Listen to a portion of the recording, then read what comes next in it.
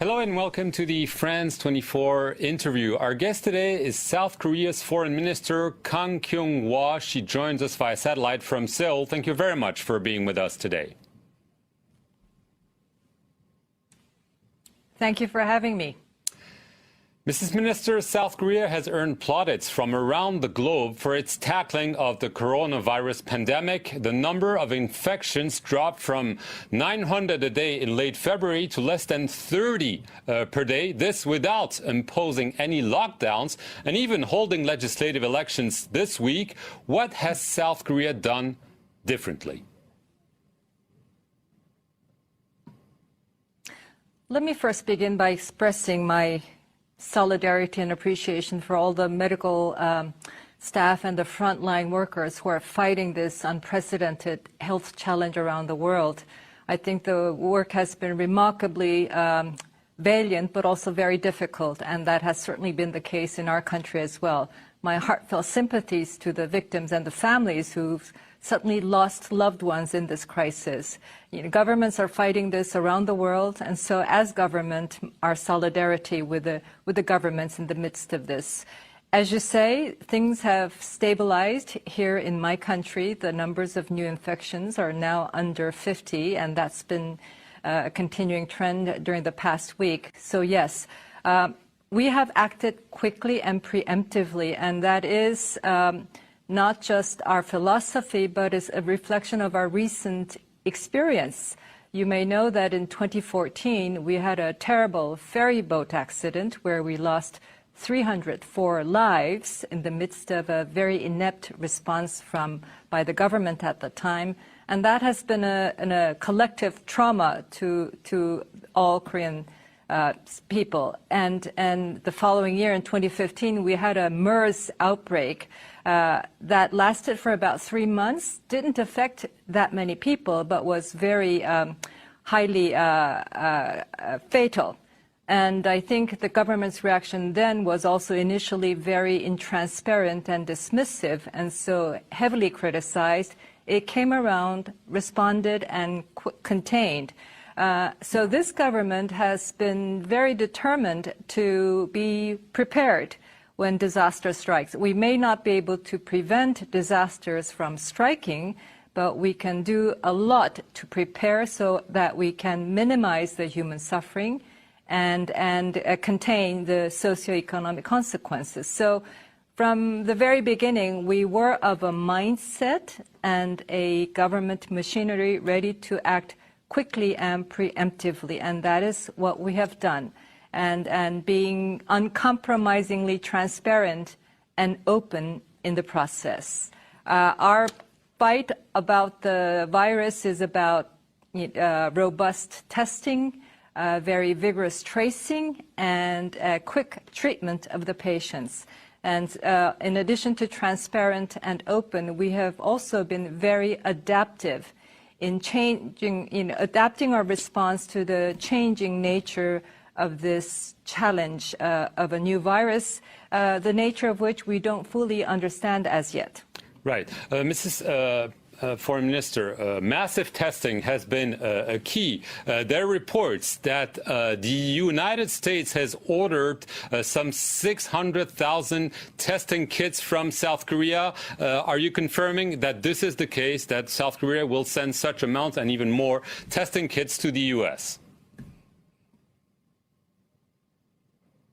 Yes, we are. In fact, I think these are FDA approved, preliminary approval for these, quickly approved, and as a result of a conversation between my president and President Trump last month. And so yes, I think the contracts have been signed, and they should be ready for shipment anytime soon. Right. Obviously... but we are also sending test kits to many other countries as well. Right. Do you fear a quote-unquote second wave of the virus? You've imposed harsher controls for people coming into the country those last week. We've seen this happen in China. Is this a real concern in your country as well? Well, as I said, we don't know fully about the nature of this new virus. We know that it travels very quickly.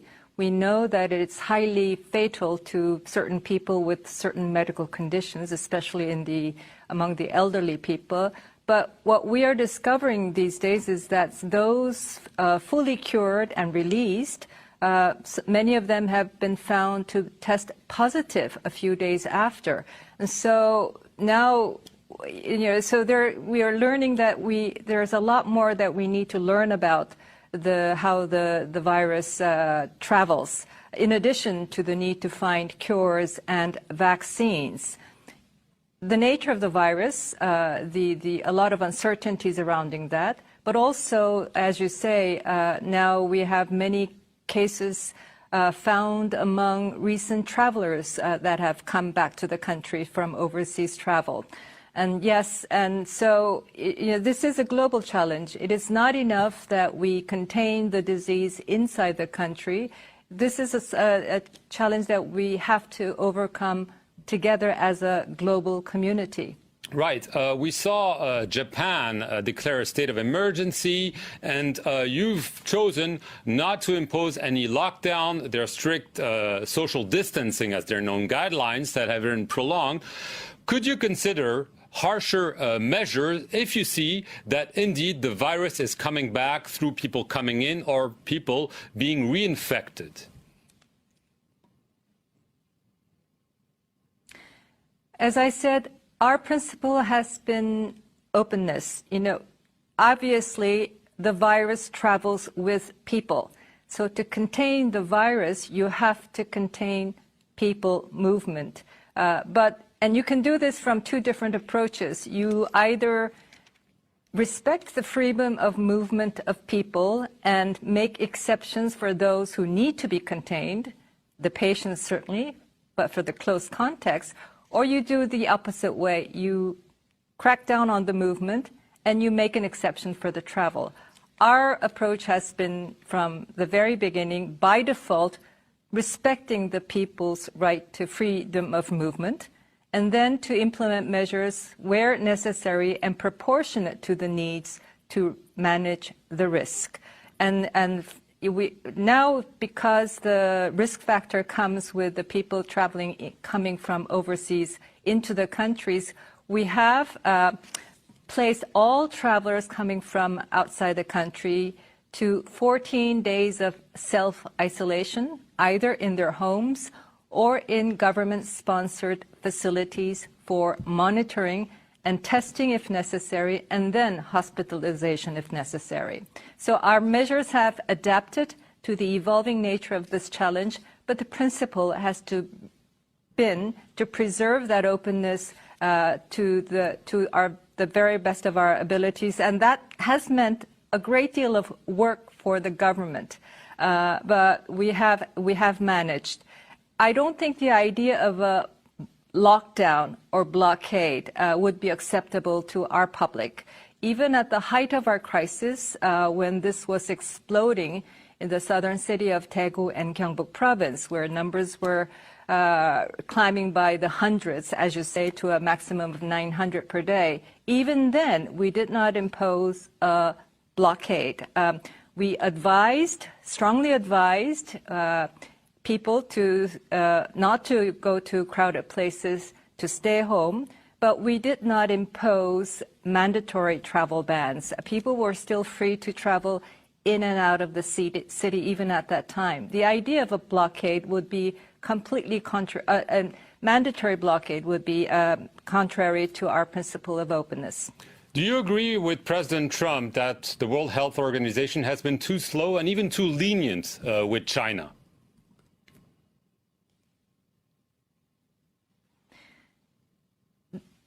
I think in hindsight, we can say a lot of things, but I don't think anybody knew how fast this virus would travel at the very beginning. For Korea, the WHO has been a very collaborative and very helpful partner throughout this challenge. We communicate very closely and we support its work. WHO is the technical agency at the lead of this global health crisis response. and it should be supported. There will be lots of lessons learned at some point when we take stock, but we need to support the lead agency as we try to come together in the midst of this crisis. Just very quickly, your neighbor, North Korea, claims it has no case at all. Is it a reliable assertion?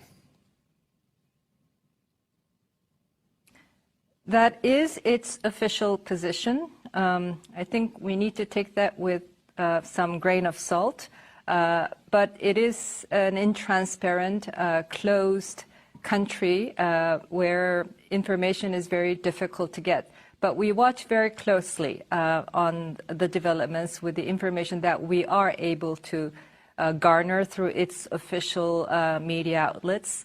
But we will see. And we stand prepared. My government is, we really think that a cooperation between South and North Korea in the health sector, especially at a time of this contagious disease, is necessary. We have made that offer, but so far we've not received any positive response. Just a very last question. We've seen testing of missiles by North Korea. Are you fearing an escalation while the world is focused on fighting the pandemic? Again, we watch very closely. We analyze these recent short-range projectiles they're firing with our U.S. ally.